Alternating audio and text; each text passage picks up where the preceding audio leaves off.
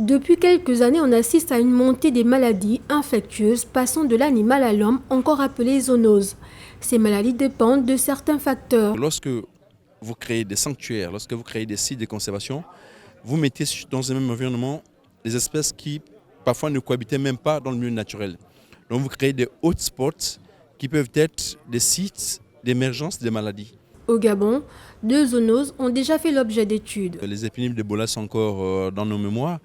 Et juste avant même l'apparition de l'épidémie de la Covid, dans nos travaux du CINF, on avait déjà mis en évidence la situation des coronavirus dans les populations de chauves-souris au nord du Gabon. Mais dans la propagation de ces maladies infectieuses, le climat joue un rôle très important, comme c'est le cas au Gabon par exemple. Les virus ont cette capacité de se mélanger, de muter, et ce sont ces mutations qui arrivent à des catastrophes sanitaires comme on la connaît avec la Covid. Donc dans le contexte gabonais, on a déjà eu des épidémies d'Ebola qui nous rappellent. On a déjà créé des pathogènes. On a la malchance d'avoir un environnement chaud et humide en permanence. Et ce sont les meilleures conditions pour l'émergence, pour la croissance de toute la biodiversité, dont les pathogènes.